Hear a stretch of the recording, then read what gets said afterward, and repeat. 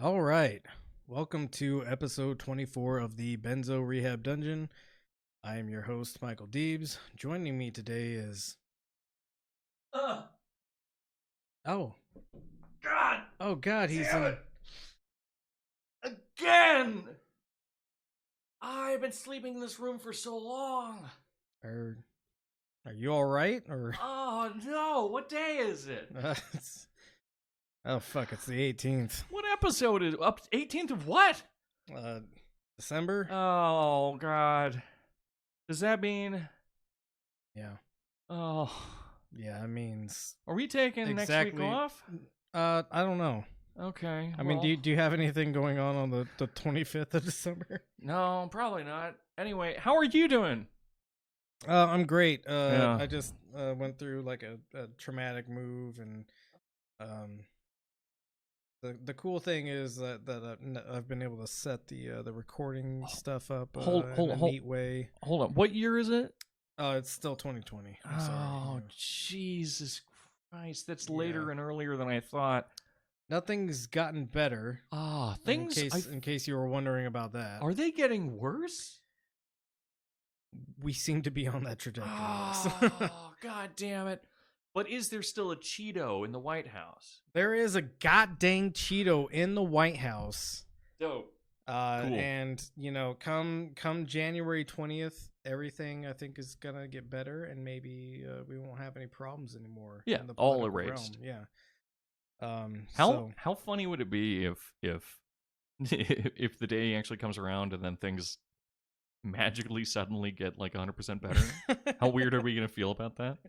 I'm gonna feel pretty dumb actually. Yeah, I'm gonna feel like an idiot. I've been doom speaking this entire time about nothing is going to get better under Biden, and we're on a trajectory that leads to worse anyways. Is it worse to be like a doomsayer that is proven wrong and the world doesn't end over and over again, or someone that is constantly saying that things will be okay while, I don't know, like Vikings rape and kill your family? I mean, the personal embarrassment factor. Yeah, that's the only thing I care about here. Yeah, which is all I care about is whether or not I'm right. Oh man, what did you do this weekend? Not much. I spent most of the time recovering because Vikings raped and killed my family. Oh my god, that's terrible. Yeah, it's really embarrassing. Right. I was totally wrong. I thought it would be fine. Yeah. Okay. Well, we're gonna do maybe a shorter episode today. We're still getting a feel for the new setup. This is going to be our first YouTube post of an actual podcast, not like a live stream watching the debate or anything like that. It is December 18th, as we established earlier, 2020. If you're watching this several years Still in the future, there won't be a YouTube in 2 years. Sorry, I'm being optimistic. I'll shut up. YouTube is actually going to be our form of government in the next 2 years. It's just like Thought Slime versus fucking Sargon of Akkad. Is he still on YouTube? No, he got banned, right?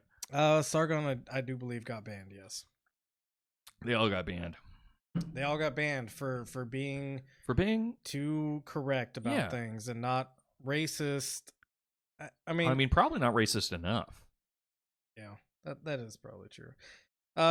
We'll have to do an episode sometime on corporate censorship and how, like, yay, cool, Sargon of Akkad is gone, but also, ooh, what does this mean about everything else?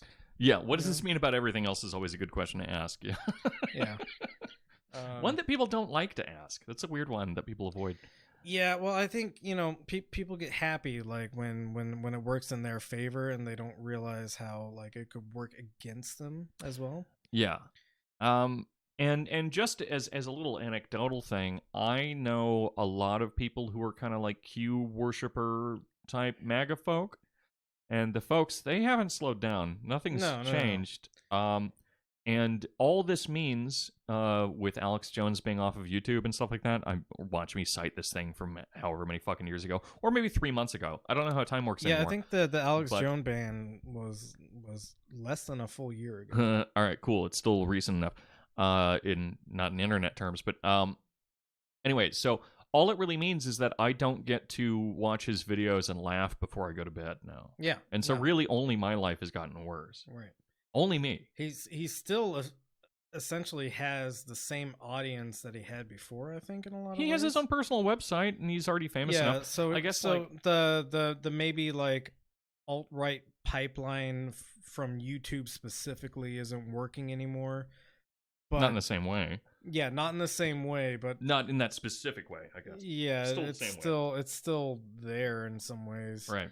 You know, somebody's going to reference Alex Jones in a YouTube video, and then somebody's going to be like, "Well, who the fuck is Alex Jones?" Right. I mean, that's how I learn all the stuff I know about theory. Is somebody references some dumb shit like I don't know, Julius Evola, and then I look it up. Yeah, we just we were just trying to figure out the politics of someone on Instagram that just followed Mike, and well, wow, that's weird. Speaking to the listener directly, that's uncomfortable for everyone, I think. The listener. But we were trying to figure out what this person's politics were, and initially the take was Nazbol, which we still need to do an episode on that, which is going to be very painful to sort out. But in the end, no, just fascist. Fascist, but likes Latin America. So a different type of fascist. Does exist, yeah. And which actually gets me into a thing really, really quick. Okay, go ahead. But I've wanted to bring up a few clarifications about fascism since our fascism episode, and because I will never shut up about this because it, I'm sorry, we're in the world that we're in. Yeah, and I'm the person and also I am. both you and I just never shut up. That's true. Except for when you want us to speak. But that's this is dating us. But so a thing, and we already covered this a little bit, but one of the big things that people seem to think about fascism is that it is synonymous with totalitarianism, which is wrong and for sure. True at all, but they're different words for a reason, probably. Right, they are different words for a reason, and you can have many forms of totalitarianism, and you can also have, crazily enough, fascism without totalitarianism, because fascism is not a form of government. Fascism is not a mode of production. Fascism is not a stable anything, really. We worked it out in as stable a form as possible in our little podcast episode. What is it, 11 or something? I don't care. At this point. Who knows? It's the one that I suggest to people the most often, but I forget which one it is. But fascism is an ideology that leaks into all these things and never reaches, though it approaches its own limits. And so fascism is a strange amorphous glob that follows some rules, but necessarily will follow different versions of its set of rules in different political frameworks. Well, it's it has to keep adapting because it has to keep adapting. Every time fascism rears its ugly head, eventually people kind of stamp it out, and so it has to change its form and its mode. In order to continue existing as like a sort of a survival mechanic, and of, that's fascism. Why fascism gets along so well with democracy and liberalism, because of the fact that liberalism and democracy allow for those evolutionary tactics, right? But fascism, in if we bring it back to that kind of Deleuzian framework that we brought up before, where fascism ultimately develops because of a sequence of everyone's individual micro-fascism and neuroses, things like that. Right. It functions like a mental illness, but for a state, or it could even be stateless fascism potentially, but that's a horrifying thing I don't want to think of. Anarcho-fascism is but it functions like mental illness in the sense that it will have certain comorbidities, different things that make it worse and different things that make it more likely and different things that accelerate it, but it will present itself with a series of symptoms that ultimately changes based on the patient, right? The subject. For sure. And so some of them will hate Jews and some of them won't. right? Which is the weird thing that that we experienced with the person that started following me. Right, right. Was like a weird hatred of Jews for I can't even discern what Yeah, a reason. Latin American fellow that hates Jews and loves Puerto Rican sovereignty. Yeah. And it's like, that guy seems cool in I half honestly, of that. I and honestly hope awful. that he listens to the podcast Hmm. for whatever reason, so that he like feels personally called out because he's a trash person. Right, right. Anyway, that's where we got into the whole Evola thing, Yeah. because this guy was confusing and bizarre, and Yeah, we wanted to I figure that didn't know out. But enough about theory to figure out what the fuck he was. this guy didn't know about riding the tiger. I've heard Dio before. Right. Anyway, what do we got for the day? So speaking of fascism, and Oh being no! weird and Is this evolving, pertinent in some way? Yeah, I didn't expect your talk to go this direction, but we Here have we this are. really awesome video called "Georgia Reloaded" Oh fuck yeah! We're starting with this. by Dan Crenshaw, who, you know, looks like a bad guy in a porn film. Yeah, because because he's too fat to be like the. He has too much of a chubby face. Yeah, no, he's too he fat looks to like be. me. He's too fat to be the Right. talent. Yeah, right. And then so Pete Davidson made that joke on SNL. And Oh, yeah? and then they had to apologize with Dan Crenshaw on their next Really? episode. That's so funny. Do you remember that? You don't remember that? I don't watch SNL really. I don't really care for SNL either. The only thing I watch is like Weekend Update because it's sometimes pretty funny. Okay, right. But yeah, Pete Davidson made fun of Dan Crenshaw for looking like a villain in a porn movie. And then It's true. and then the next week, or it was like maybe 2 weeks after or something like that, but it was pretty soon after that, Dan Crenshaw threw his little tissy fit. Like, I know he's "How done that a dare few you?" times. Yeah, With different people, because he's actually a giant really bitch. it's really funny how, you know, the former Navy SEAL has such thin skin that anytime you make a criticism about him or make fun of him in some way, he needs to publicly decry it, and then get some camera time. It's almost as if he became a Navy SEAL and a politician for the same reason, being that he's a psychopath, narcissist. Yeah. But I have two things really quick that Okay, that connect please. directly to his Please. pornography career. Please no. Please stop. No. But just a psychoanalytic exercise that I will not expand on for everyone, but everyone can do this on their own. But close your eyes and Okay, I'm closing my eyes. Dan Crenshaw is the villain in a porno film. Okay. Now, do you imagine he's someone that's fucking? No. Well, absolutely no, not. don't answer for them. Oh, sorry. That's the whole exercise, Sorry. right? Let's start from the top. Eyes closed. No, that's the whole thing. Oh. Is Dan Crenshaw as the villain of this porno film? Is he someone that's fucking, or is he someone? He could be getting fucked too. I mean, that's another option. Ooh. Or is he just like an extra? He's like a villain that the day is saved by. And I will not expand on why we're thinking about that at all. But consider that, and then think deeply on who you are as a person, depending on your answer.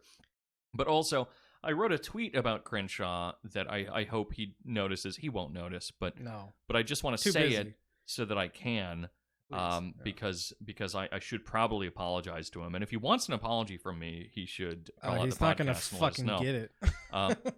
No, he'll get it. It's pretty straightforward. Oh, okay. But I just want you to so close your eyes again and imagine.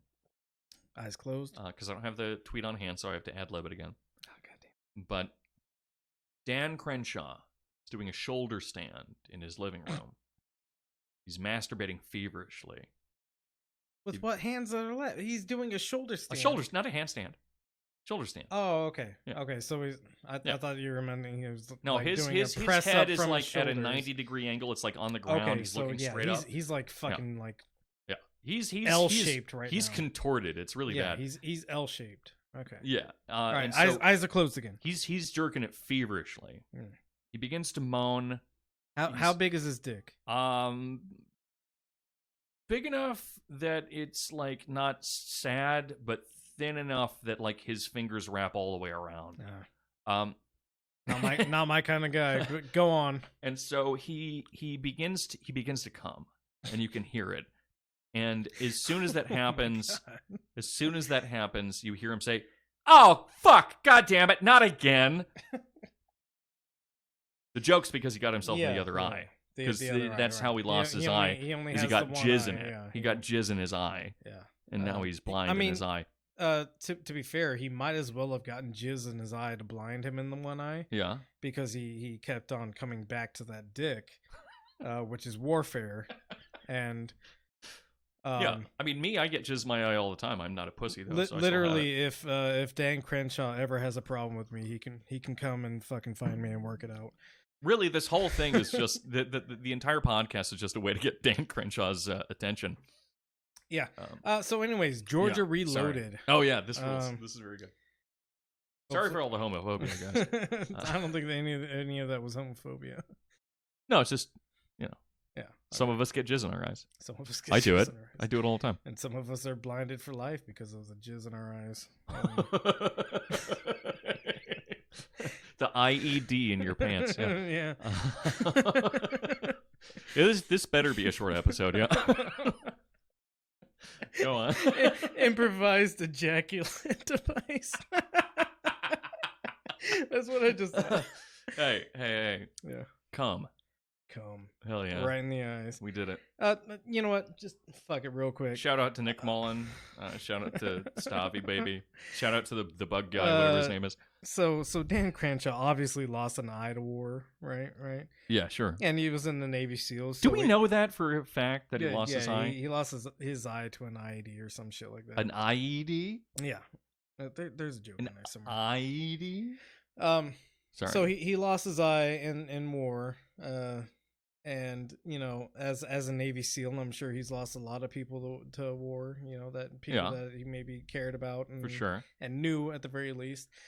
And for you to go through that experience, as personally in my experience, and as somebody still who's let war cuck you. Yeah, as somebody who's experienced loss through war, and to still want to go to war all the time, you are an evil, horrible fucking person. Yeah.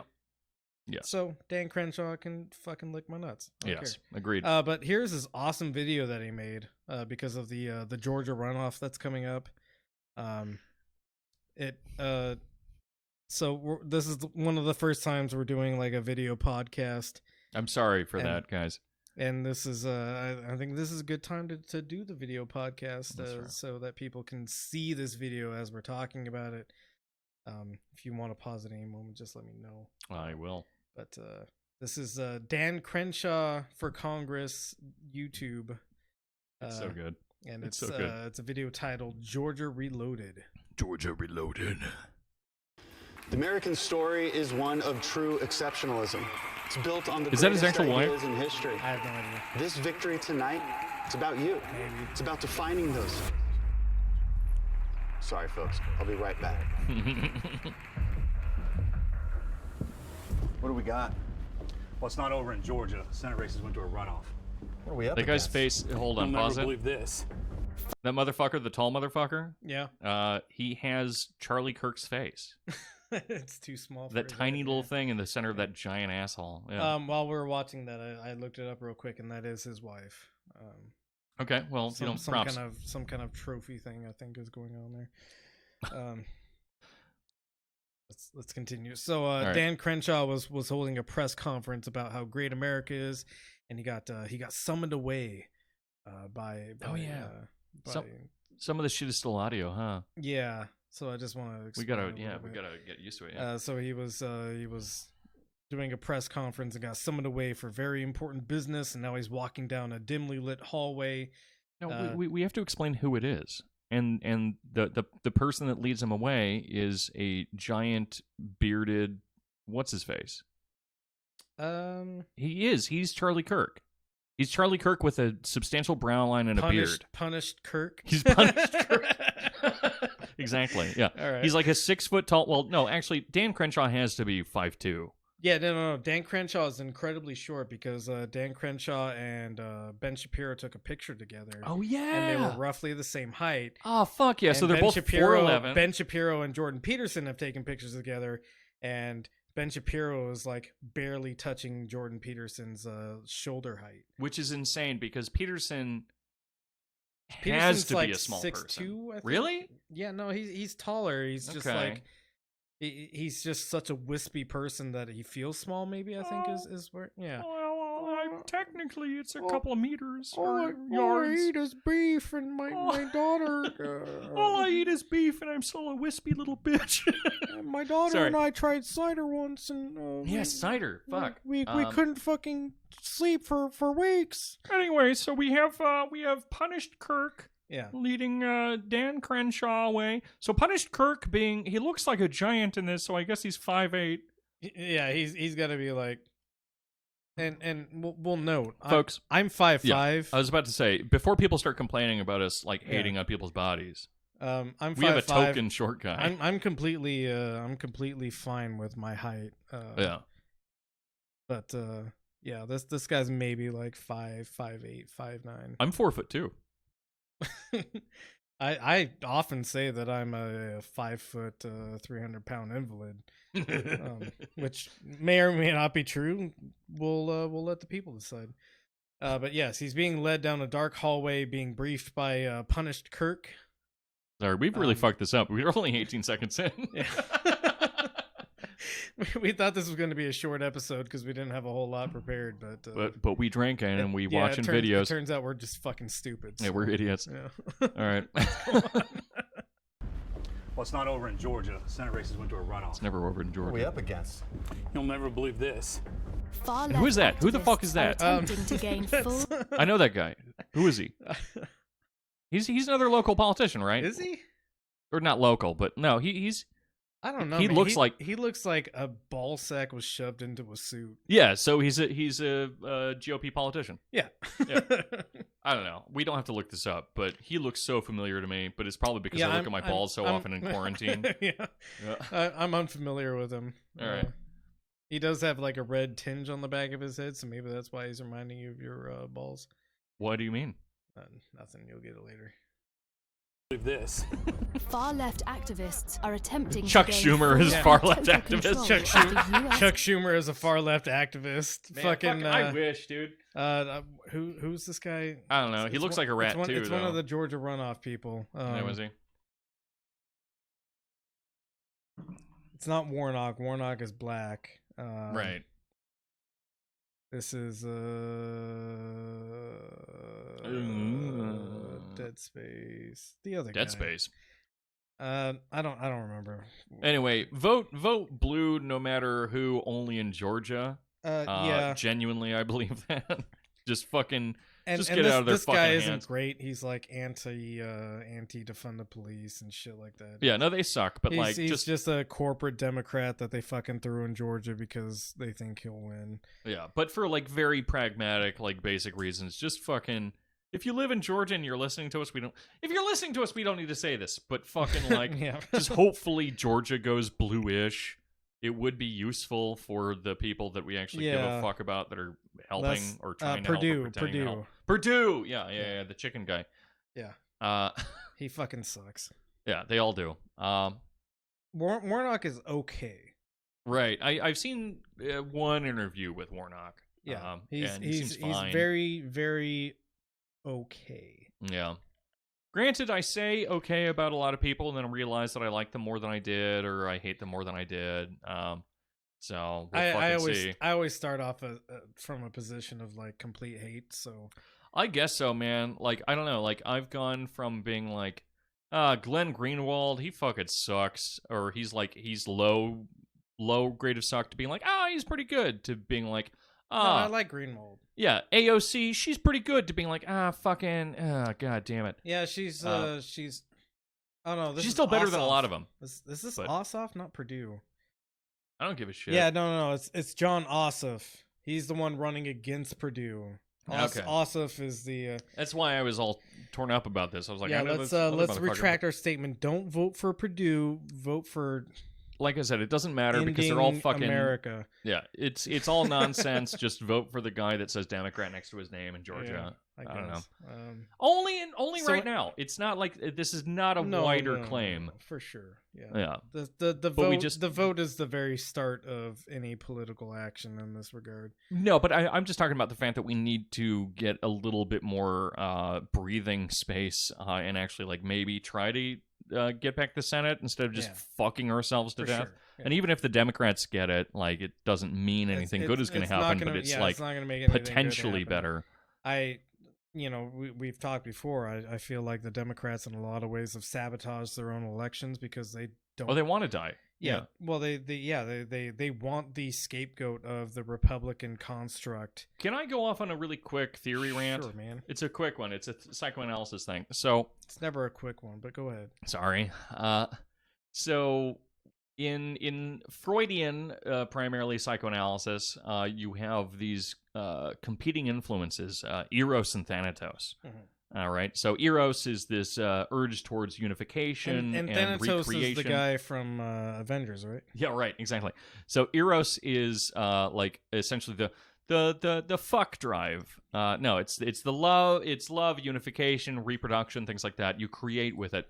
Thanatos is the drive towards death, the death drive, which Right. it's also kind of clarified as. But the thing is that both of them necessarily exist with one another. And I don't necessarily even say that in like a weird Eastern quasi-Buddhistic sense where it's like, oh, well, It's not evil a can yin only and exist with yang good. sort of thing. It kind of is, but it's more complicated than that, where you see when people think about Eros and Thanatos and yin and yang and things like that, and they think, oh, Republicans and Democrats, it means that, well, the Republicans need to exist because they're the death drive, and the Democrats need to exist because they produce the life good, force. right? Because one progresses and one is conservative, and that's bullshit because And we it's keep way it more balanced complicated than that that. way. Right.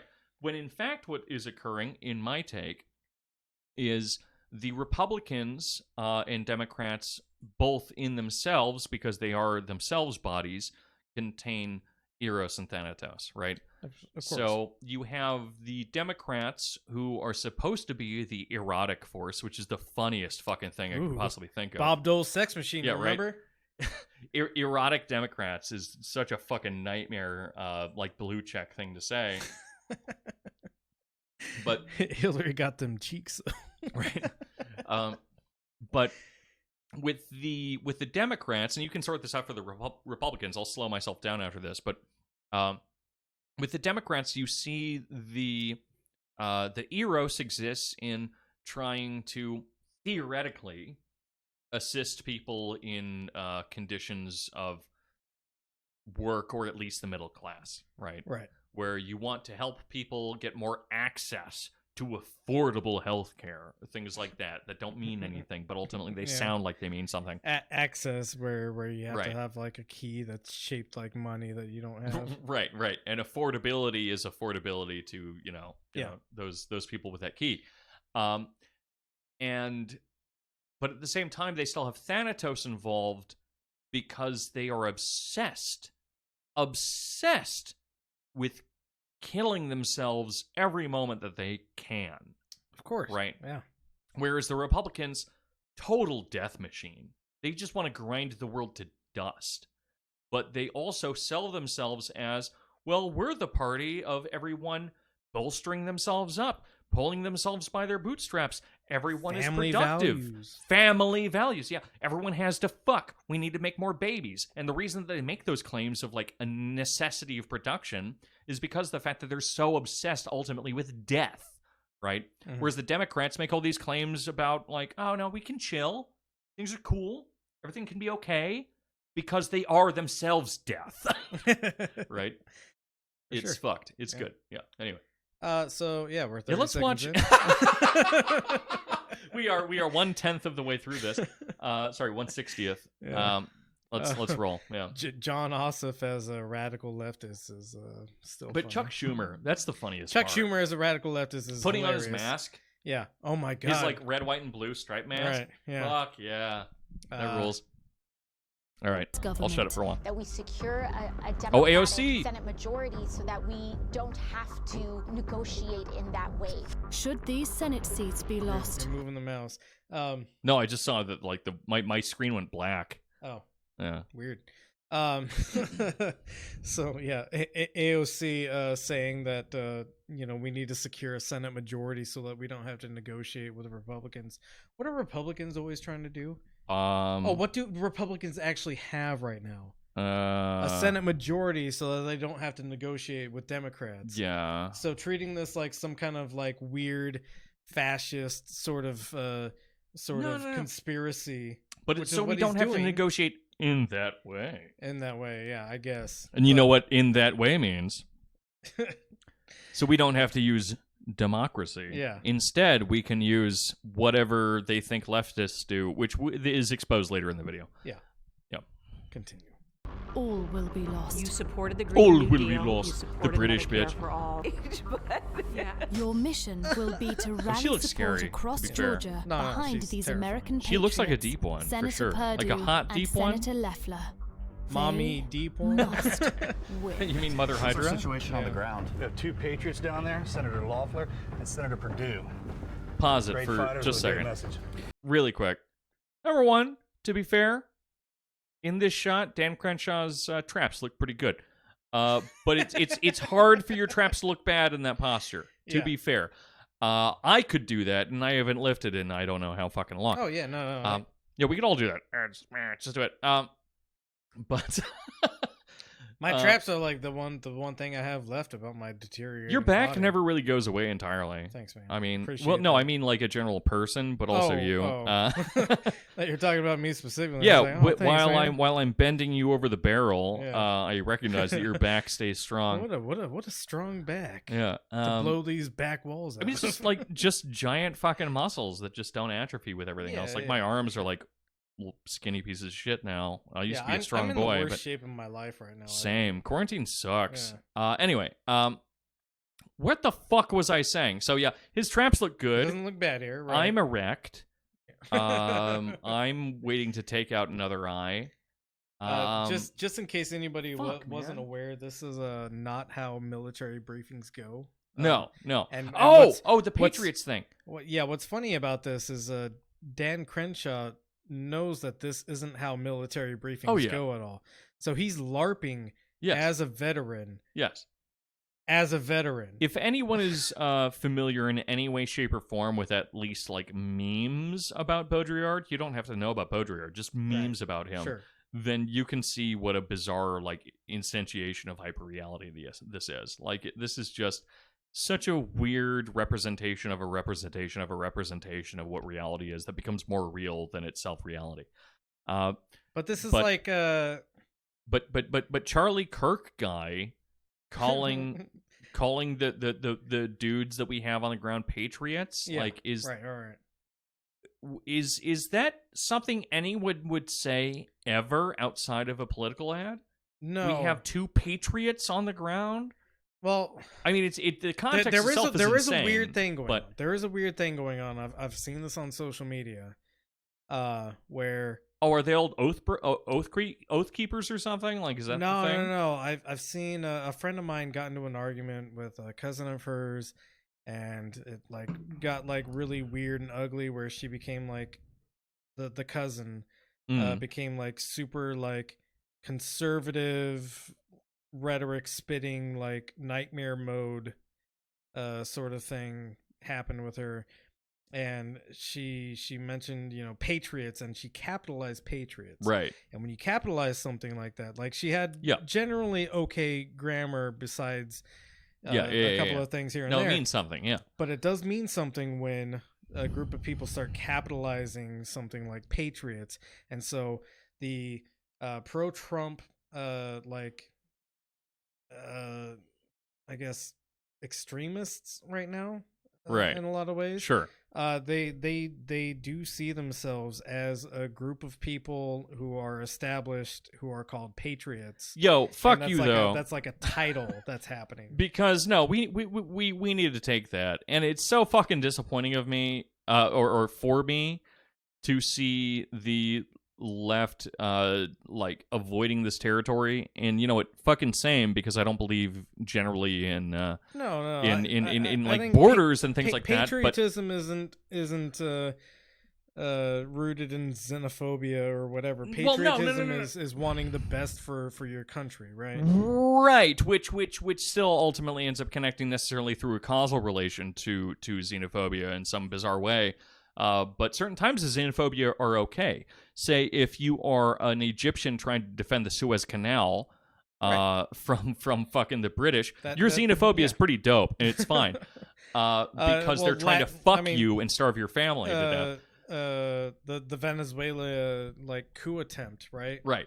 That's a thing where being xenophobic against Americans is fine. So what I'm saying ultimately through that is that the fact that the left is so and it's picked up by the Nazbols, and that sucks so fucking much because they're also fucking idiots. But the avoidance of picking up terms like patriotism and things like that simply because of the fact that we don't believe ultimately in state borders. And guess what? Guess what, folks? You don't need to fucking believe what you say. You don't need to in politics. Well, in fact, it's not bad only for that, you to believe it. But patriotism doesn't and necessarily mean that you're against open borders. I think it does, kind of, but this is a more complicated that's talk. nationalism. Nationalism is against open borders. Okay, fair. It's complicated. Patriotism, yes. I see what you're saying. has nothing to do with border policy. We talked about this a little bit actually in my last workshop, because we talked about Mishima and why he's not a fascist per se, but I think leftists, because they have a tendency to intellectualize things, quote unquote, because most of y'all are fucking bad at it, and it makes me very angry. So am I sometimes, and it makes me angry when I'm bad at it too. We're all bad at things. We are all bad at things. But you fucking think that the truth matters? No, it doesn't. And you think that we need to pick some kind of beautiful view that we need to ultimately accomplish, and everything needs to reach that at every point in time, that every step towards the thing needs to validate the thing in itself, which is a dumb fucking way of thinking about any kind of growth. Whereas fascists and rightists in general don't fucking think that, because they realize they can just say whatever the fuck they want, and it doesn't fucking matter, and they can just lie and make stories and aestheticize politics. That's what Benjamin says. By the way, look into Walter Benjamin if you haven't. He talks all about the aestheticization of politics and the way that produces fascism. I don't think he's right. I think he's right in a historical sense, but I think that the left needs to learn how to do that in some way. It could be appropriate. Or else we just end up finding ourselves in the fucking worst possible situations over and over again. And the worst possible situation, by the way, is liberalism leading over and over again into fascism every fucking 40 years. Which is what we're staring down the barrel of. So welcome. On the subject of being right. Which I am all the time, by the way. Forever. Yes. Go on. Being right doesn't mean... A lot of the times it doesn't mean any fucking thing at all. No. In practice or in theory. A long time ago, I used to argue a lot based on like statistics and like empirical evidence, sort of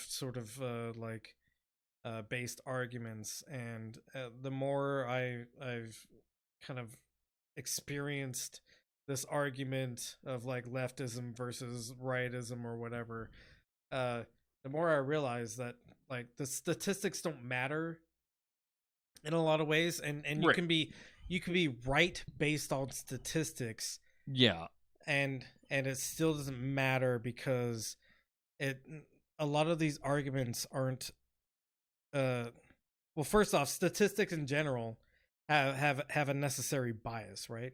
Yeah, well, the Mark Twain quote that I love to abuse is there are 3 types of liars. There are liars, damned liars, and statisticians. Yeah. Right. And so a lot of these statistics are born out of, you know, like, okay, I'm going to look at the Justice Department statistics for criminal activity in you know, black neighborhoods or whatever. Well, you've already got yourself at a disadvantage there. And most of the time, even arguing off those statistics, you're going to be right in saying that, like, black people don't commit more crime than white people or whatever. But you've placed yourself at a disadvantage because those statistics are born out of a system that is already predisposed to black communities or whatever, you know? So predisposed to calling out black communities. Right. And you know, so being right doesn't fucking matter in a lot of ways. Yeah, I mean, because being right is historically going to change. For sure. Yeah. But it's also it's a fractal both historically and in terms of who you're speaking to. Right. Sure. Yeah. So if you're talking to another person that more or less agrees with you and you guys have a disagreement about the way that, like, sewers need to be built, right? Right. Then, yeah, use some fucking numbers. Awesome. Please, in fact, use numbers. It's necessary for you to do that. Figure out how to make things more efficient. Make sure that the math and physics and everything makes sense. But as you draw further and further away from that, enter into larger and larger arguments, and enter into bigger and bigger spaces where you're having bigger and bigger fights, where suddenly you're entering into national or international or post-national discussions, you need to become more and more willing to fucking ignore facts and embrace some kind of ideological component. For sure. And as much as people like Zizek bitch about ideology, and as much as I agree with them in Althusser kind of sense, where ideology is something that's ultimately passed down by the bourgeoisie in order to control everyone else, consciously or otherwise, it's still necessary to have a guiding ideology in your mind somewhere that you at least believe you've produced in order to have these larger arguments on a theoretical major level that causes any kind of smaller inspirations to take place. Yep. So that you can have these discussions about whether or not you put people on committees or whether or not you build a fucking sewer in a certain way. For sure. And these things are the things that actually fucking matter, which, by the way, I don't think this is on our list for the day, but I was listening to some fucking Jimmy Dore thing recently. Oh, fuck Jimmy Dore. He drives me nuts. He drives me fucking nuts. Every once in like a blue moon, he'll say something like mildly competent. Well, here's the thing. No, it's more frequent than that. He says things that are competent all the fucking time, and then he ruins it by screaming and then saying, like, fucking committees don't matter. And it's like, what the fuck are you talking about, you jackass? Yeah, because he's very directionless, and like he's pure ideology. He's what fucking Zizek is bitching about. Well, no, he's bitching about people at brunch, but yeah. Anyway, minute and 5. 1:05. Yep. Still 2 minutes ago. Let's do it. Zip. They just need a little backup. Last question. Who do you want to bring? Bring everyone. Everyone. I need a little backup. Everybody.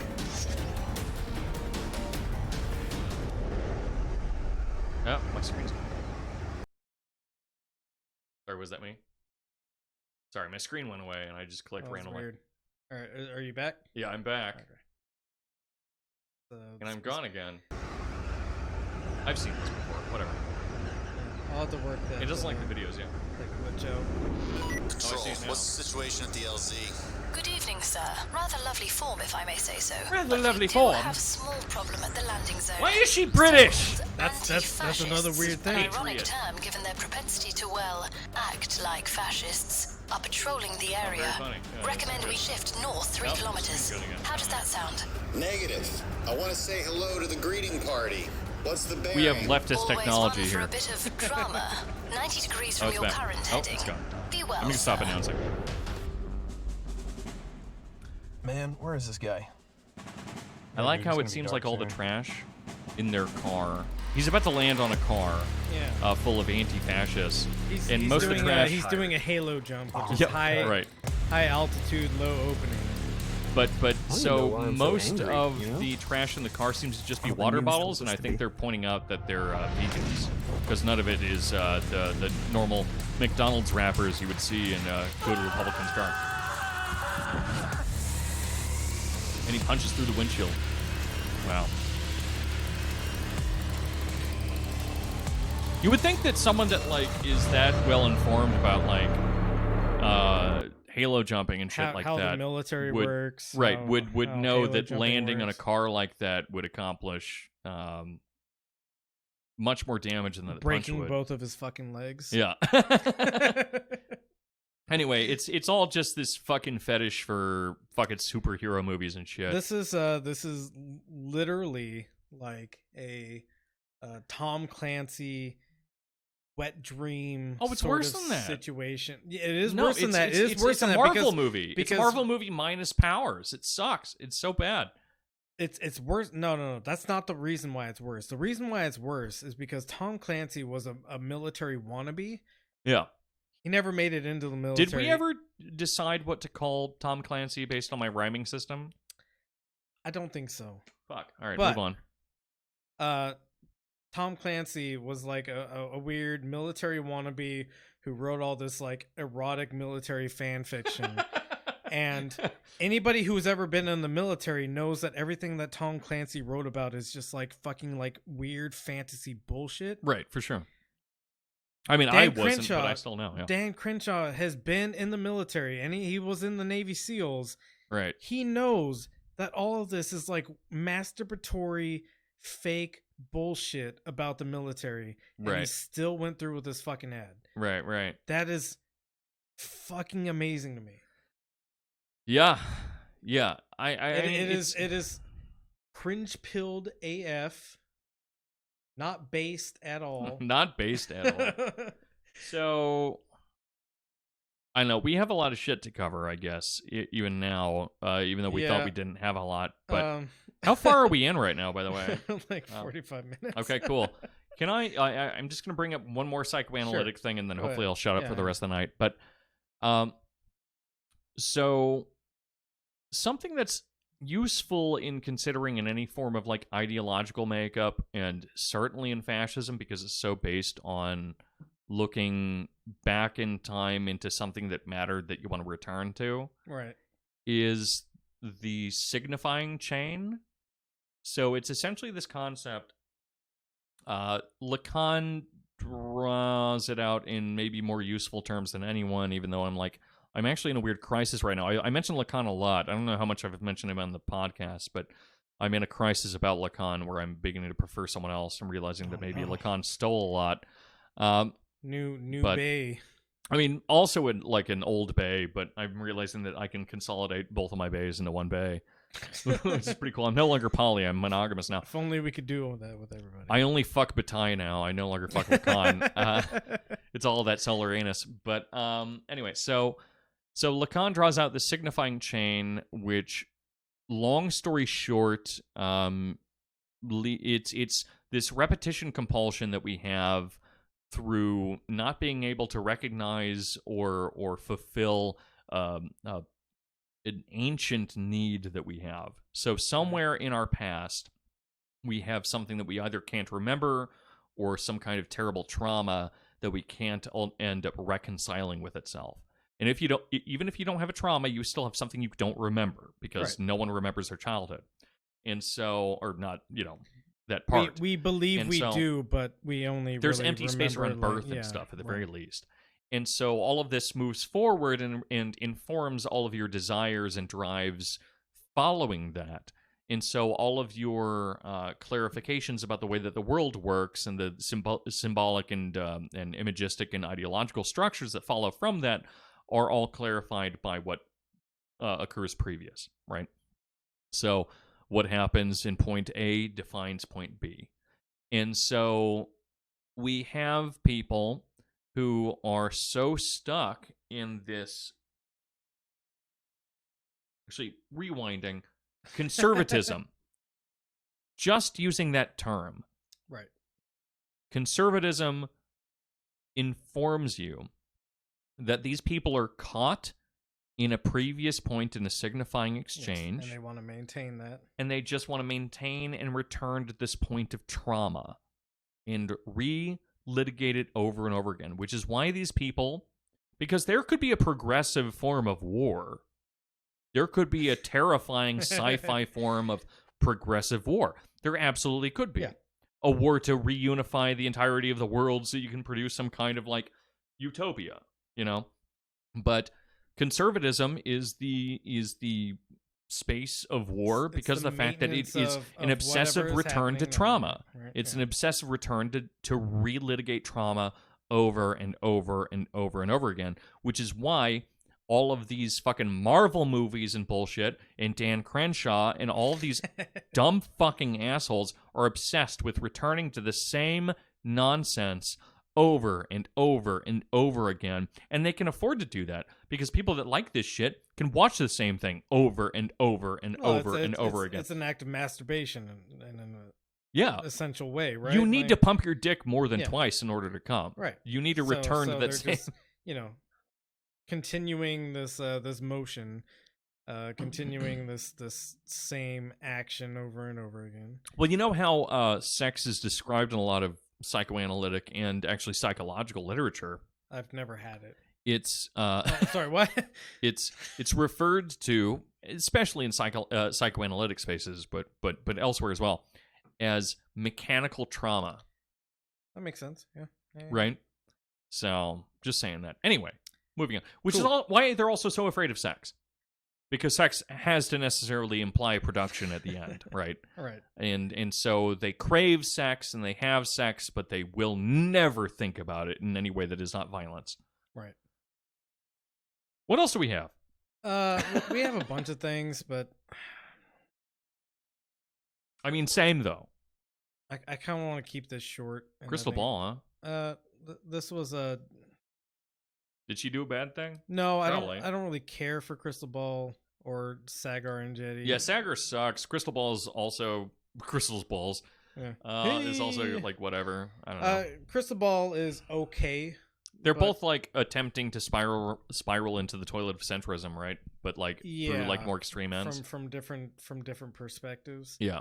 This is just a really good clip. I made a meme of Joe Biden saying all this, Okay. but I feel like people really just like need And to hear it. To clarify though, like I generally do like most of the interviews with Crystal Ball. I just don't think that she's ultimately chosen. She like, does do some good work. yeah, but I just don't think that she's generally chosen like a great format for what she wants to do. I see what she wants to do. Not a great format. I think it's a and- good and idea, but I think it Sagar- fails. Sagar is very disingenuous. in what Sagar he's doing. is one of the... He's not, but I wouldn't be surprised if I learned that he's just one of the college Republicans from Berkeley. No, he is. He's From well, not from Berkeley, but It's a specific flavor, man. Oh, okay. You wouldn't Well, understand. Yeah, I wouldn't understand because I never went to Berkeley. But sorry. no, he totally is just like a college Republican of a certain type, and he he's- sucks. He's a crypto like conservative sort of thing. Oh, he's definitely a conservative. Yeah. He's not crypto about that. He just sucks.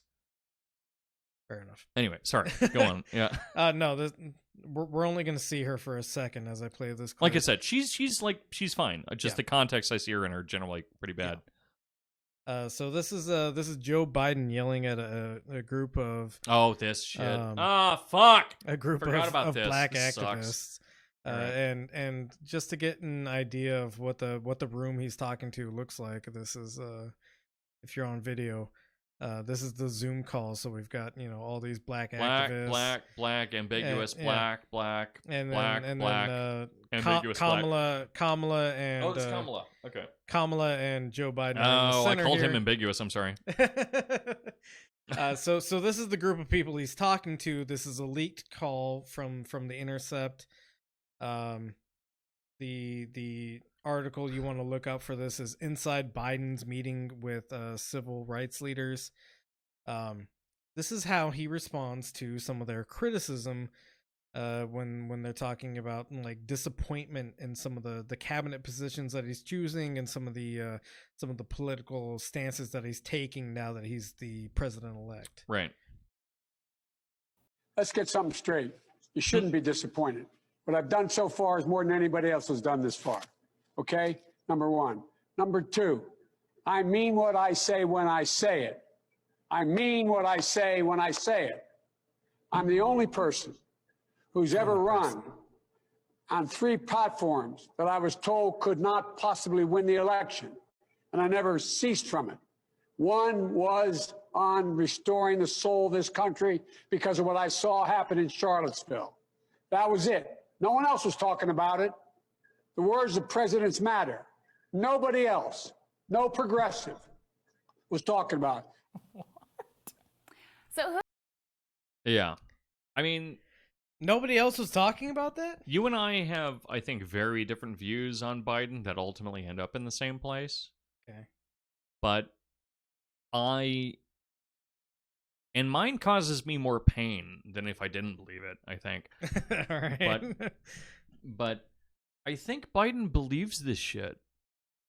I think he does. I don't think we disagree on that at all. Right, but I think ultimately he is a genuinely decent, basic human being. I think he is. I think he is at his most basic seed of a person. I mean, he of course is a fuck up and evil in some ways, as everyone is. But I think that Joe Biden is someone that is a decent human being at his core and wants to do the right thing, but is so influenced by the immense evil of empire and everyone around him that he will always do the wrong thing so long as it's available, because it's always a stronger push.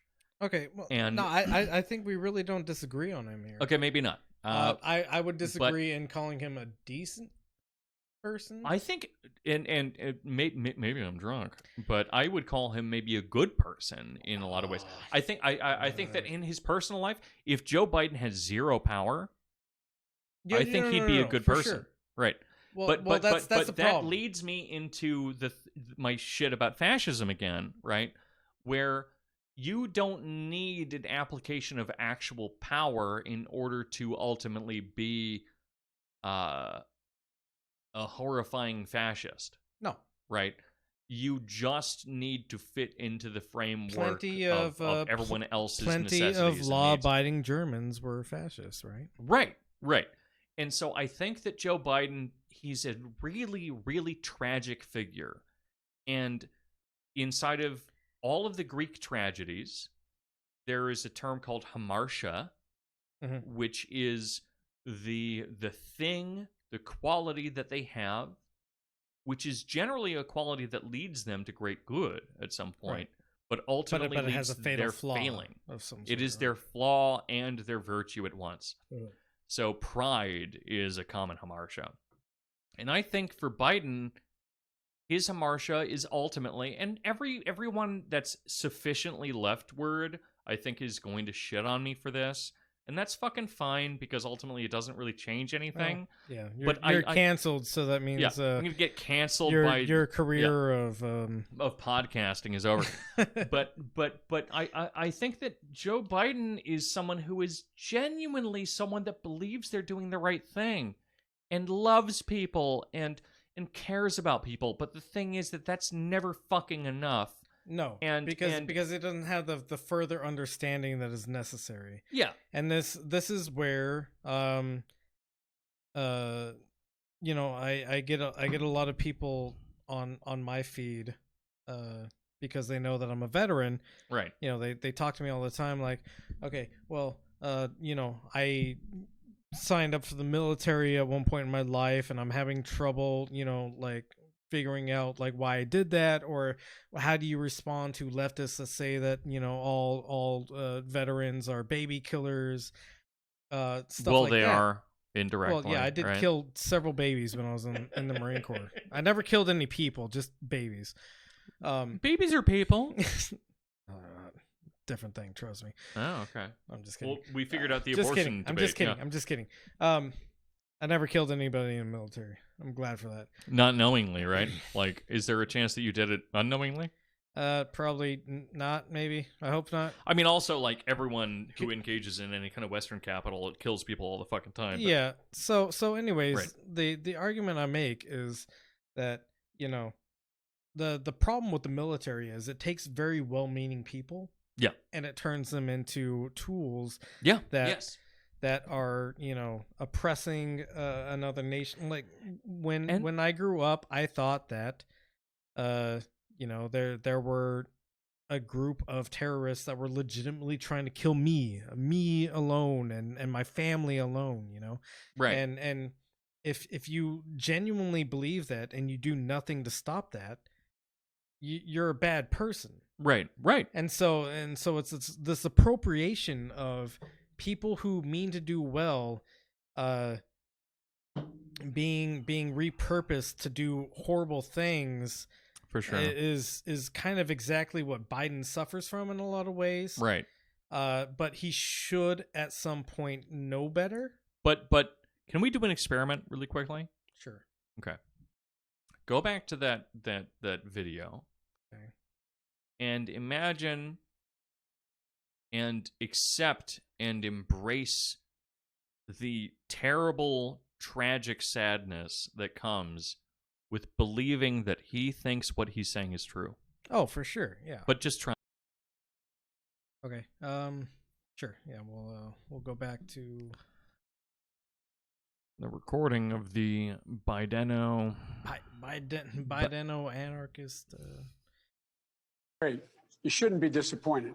What I've done so far is more than anybody else has done this far. Okay? Number one. Number two, I mean what I say when I say it. I mean what I say when I say it. I'm the only person who's ever run on 3 platforms that I was told could not possibly win the election, and I never ceased from it. One was on restoring the soul of this country because of what I saw happen in Charlottesville. That was it. No one else was talking about it. The words of presidents matter. Nobody else, no progressive, was talking about it. Yeah. I do think he genuinely believes what he's saying, And that's never been my problem with what he's saying. I think. okay. My problem with it is that it's factually errant, and also I don't think like the I mean what I say when I say it thing is just like, okay, man, like sure, that's fine. But here's the thing: is that if you really look at him as if he's a person that thinks he has a really progressive platform and a really powerful platform towards the human good, even if it's not progressive, him making that proclamation over and over again is meaningful, right? Like, oh, absolutely. And so what I think is happening with Biden, which makes him an increasingly depressing candidate, well, not even candidate, but president now, yeah, is the fact that he can only possibly believe that. There's only one way. There's only one way that he can believe that, which is that the larger web of democratic politics has convinced him of that. I genuinely believe that Biden is not he's not a bad faith actor. No. Right? No. He's not a bad faith actor. I believe that everything that he genuinely believes in is horrible and going to lead us down a worse trajectory than we could have ever imagined. The sad thing is, the scary thing is that he genuinely believes it, and that's why he's not going to. This is why I thought when people like Sam Cedar and other like sort of leftist podcasters, influencers, talkers. I think we're aiming towards our disagreement here, but go on. When they were saying that we could push him to the left, I thought that was a mistake because Biden believes in what he's doing. He really believes in what he's doing, and we can't push him to the left except through like literally forcing his hand. Yeah, I think that's true of pretty much anyone though. Right? Is people don't change their minds based on the way that people tipping their fedoras back in 2010 thought you could change people's minds. Right. Where the only way to change someone's mind is to force their hand, right? For the most part. And so the only real difference between the left and the right, ultimately, because I am cynical enough to believe this, but maybe not cynical enough to believe other things, is that the difference between Republicans and Democrats, for the most part, though both invade both spaces, is that the Republicans are, generally speaking, bad faith actors that don't even entirely know that they're bad faith. Whereas I think Republican leadership knows that they're bad faith. Yeah, Mitch McConnell absolutely does. I think that but like rank and file Republicans are acting in earnest. I think it's complex. I think that there's a whole. That's what I'm saying. Is we should release a video on this. No, I would love to do that for sure. But I think that the Democrats are also a mix of people that are just like fucking soulless husks that work for McKinsey and whatnot, as a certain rat person that we know does. we have a guy, by the way, who is researching Buttigieg in like a very serious way, and he wants to do a podcast with I would us love sometime. that. I would love to talk about Gramsci with that guy. Yeah. But then there are other Democrats who are either attempting to escape democratism, which is an issue, or are good faith and believe that they can escape it, or work within it, like Biden or Obama have. Right. I mean, as we know, the only things that Obama has ever used revolutionary politics for is attempting to get laid and failing. The saddest fucking shit. That's insane, dude.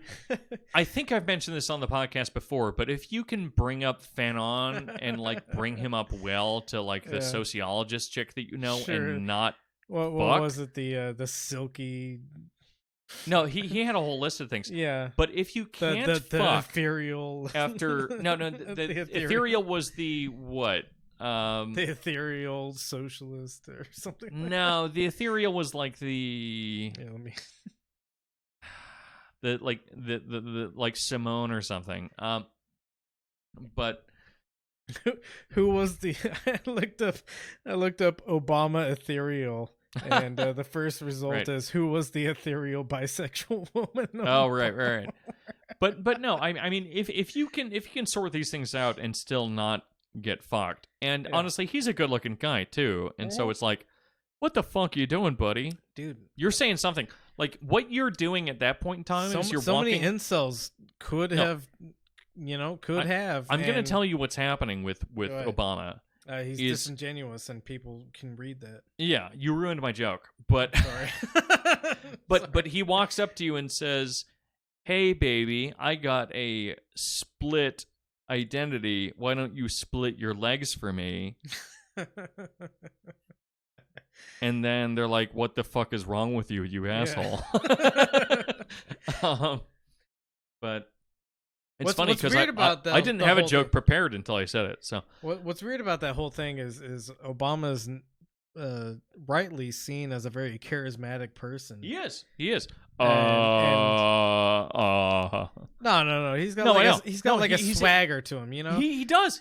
And it's amazing that like he has that swagger, but he failed to get laid off of like learning like theoretical. And you know, I've taught a little bit through grad school about like fucking public speaking and stuff, and it has so little to do with these things that people are obsessed with, like how often you say Yeah. Right. No. And Obama is a great example of that. Sorry, that's just a weird, like, little non sequitur, but no. It's completely true, and it's something that I've seen in a lot of podcasts, especially in COVID times. You know, where everybody's like having to like distance themselves and everything, and everything's being run remotely, and even on like national news, you have these really weird, awkward sort of situations going on where the IT team and the studio team are like completely disconnected from each other,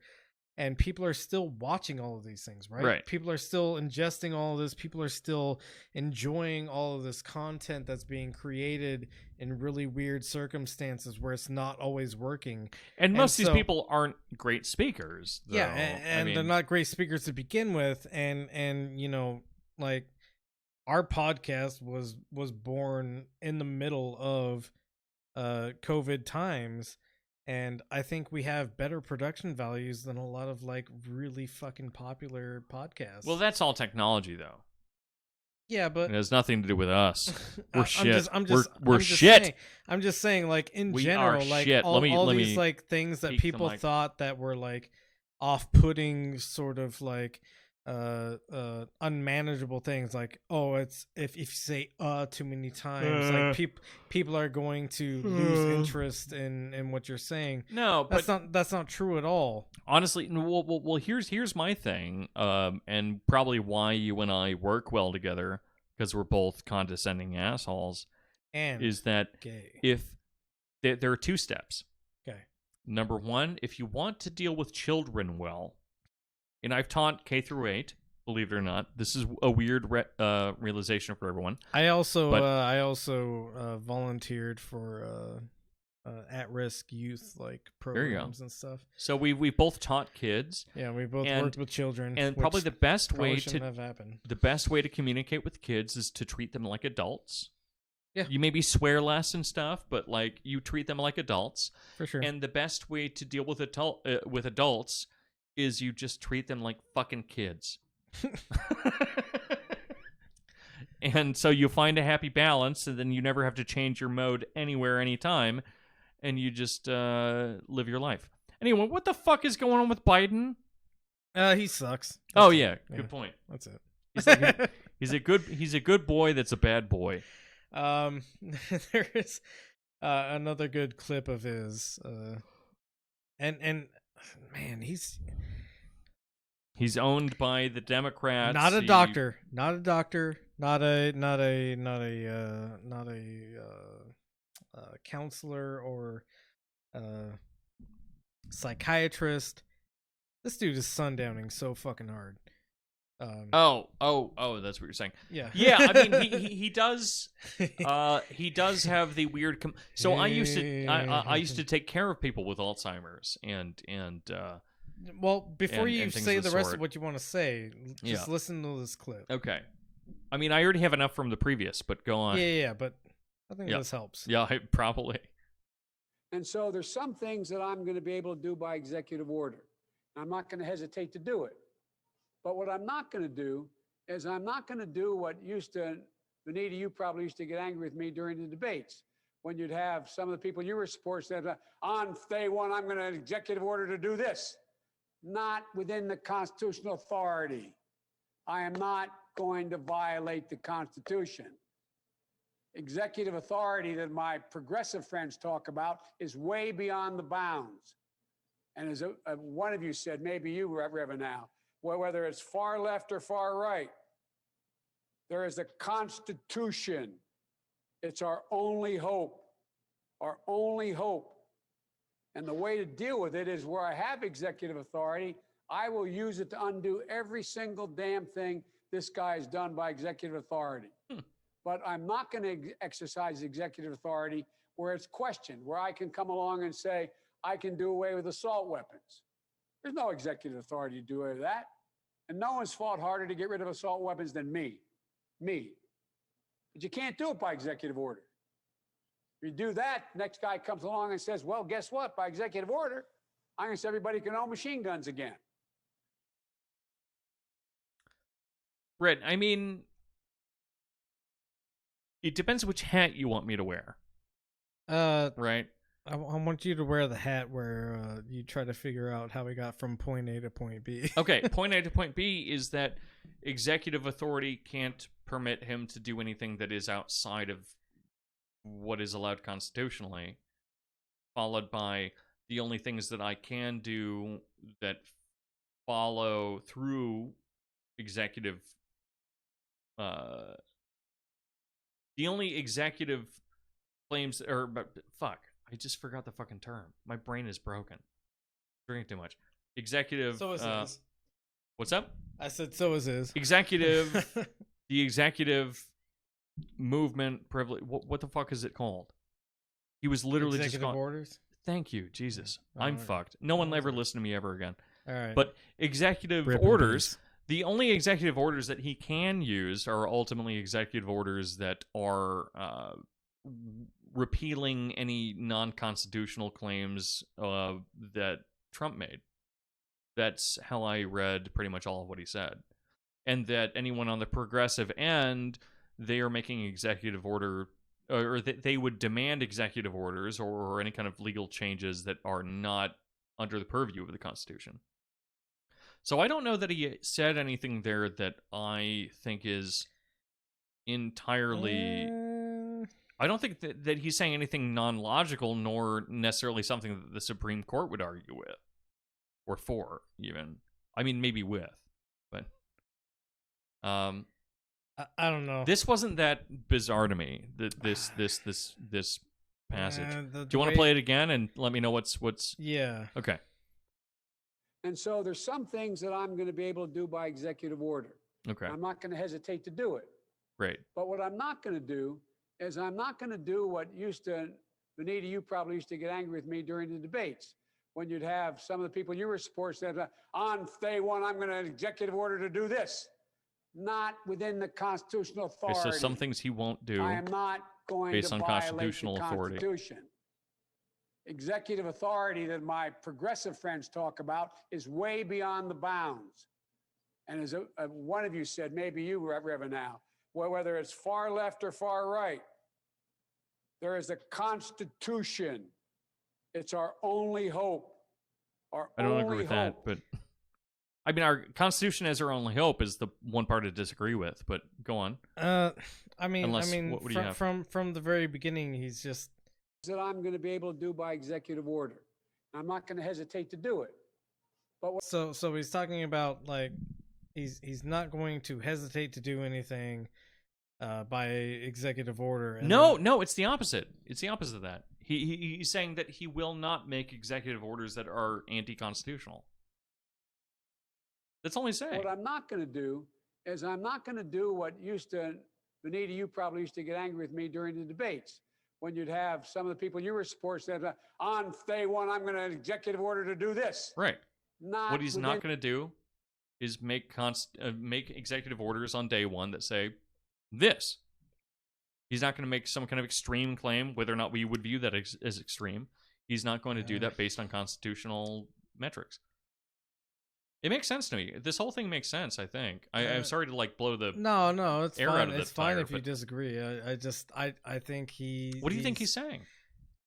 I think he's confused between, I mean, again, he's talking to a group of black leaders. Sure. And you know they're asking him to do certain things, and I mean, if it was specified to me exactly what kind of things they were asking for, then perhaps that would change everything ultimately. But based on the very basic framework and the movement of his thought, I'm not thinking that it like denotes that he's mentally ill or anything of the sort. I'm just thinking that like maybe if I knew.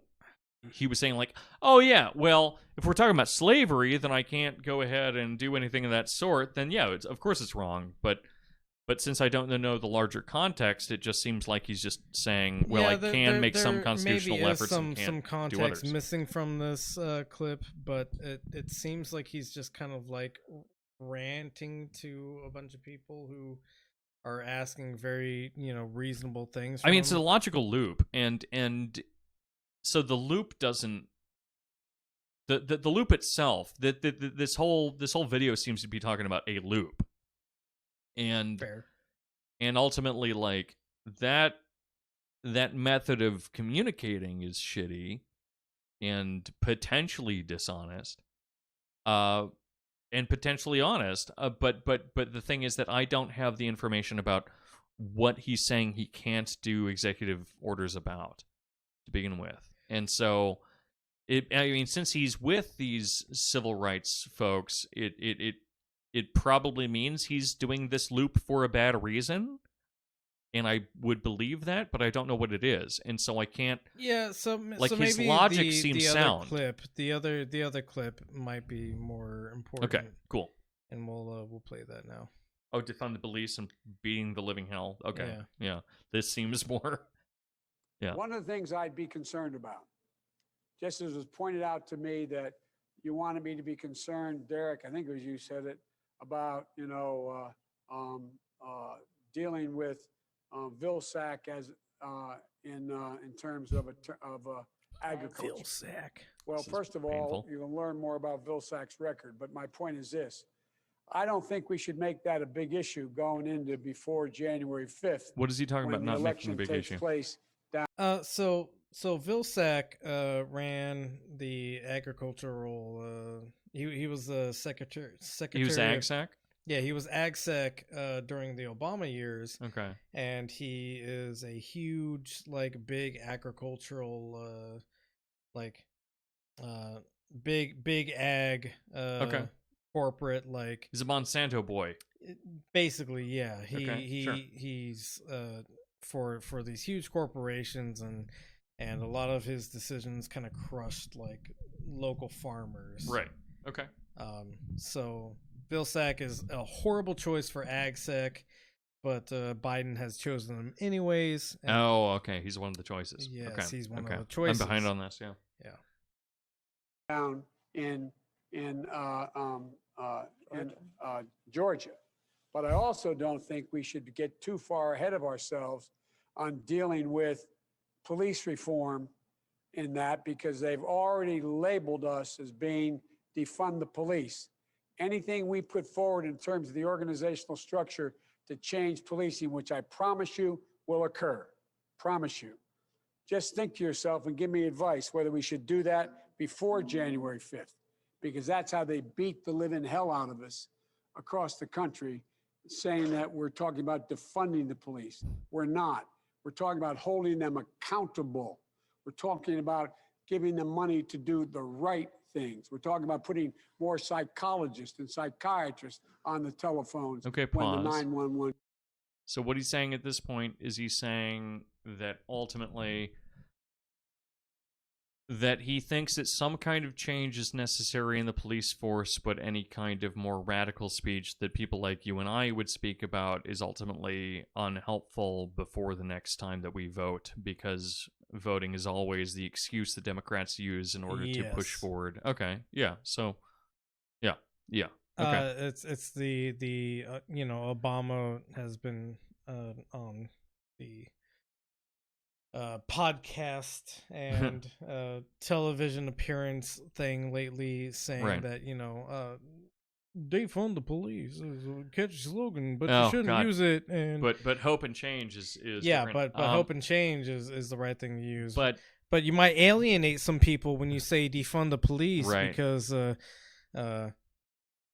you need to lie to them, I guess, is what he's essentially arguing for. Just like you alienate people when you say Deutschland über alles or something. Right. But yeah, I mean, you can absolutely tell when Biden is breaking apart when it comes to his own knowledge about his own claims.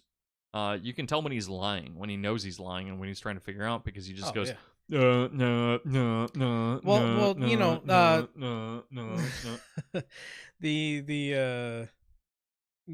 The stutter thing, right?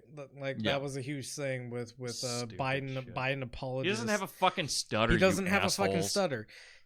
He has a stutter, or he trips over his words. He says when he needs to lie for a second. Yeah, when he needs to figure out how to lie, he will start saying or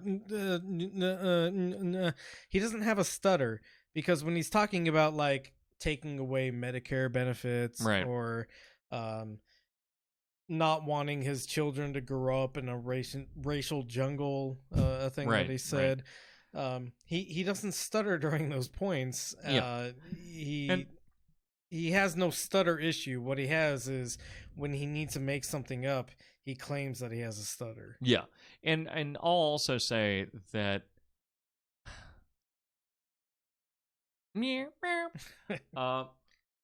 that he.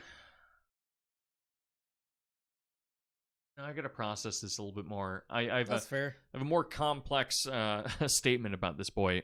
Anyway, go on. This boy. Calls through. We're talking about spending money to enable them to do their jobs better, not more with more force, with less force and more understanding. But that's, I just raise it with you to think about. How much do we push between now and January 5th? We need those 2 seats about police reform, but I guarantee you. So he's just talking about Georgia ultimately, right? For sure. So he's talking about how do we make sure that we retain Georgia? So we need to remain like centrist seeming, yada yada yada yada, which is both maybe the right and the absolute wrong way to do it. I see violent arguments for both, and obviously you and I agree on which one of the 2 arguments is going to be correct. But yeah, when people talk about Biden being someone that has Alzheimer's, that kind of thing, that's what bugs me, right? Because clearly he's a dumbass, and clearly he is old, right? Right. He's an old, stupid guy. An old dumbass. That went to, what, Rutgers or something. Yeah. It's Rutgers, actually. So, like I said, an old, stupid guy. The next professor I want to reach out to is in Rutgers, so maybe I shouldn't say this, but yeah, Rutgers guys are all old stupid guys. But I don't think he has mental illness or a degenerative disease outside of age. I just don't, after working with these kind of people. And but superpositionally, I also think that it's useful to say that literally everyone in government has this disease, because we need to replace all these fucking old people with people that actually connect to the world around them. So, yes, they all have degenerative brain problems. Yes. Every single person in government. Anyone over 45. 55. 55. I'll give you that. I think at the very least Biden has I'm old. He has old syndrome. Yeah. No, he totally does. He absolutely does. He's an old motherfucker, and that sucks. That does suck. That sucks so bad. Anyway. Yeah, I think this might be a good place to end it. Well, end it all. Yeah. I got some guns in the back. Oh, goddamn! Brought them in my car, my little Subaru, my your Subaru, my little lesbian Jeep. So yeah, this was always going to be a short episode, but now it's 2 hours long or something. What is it?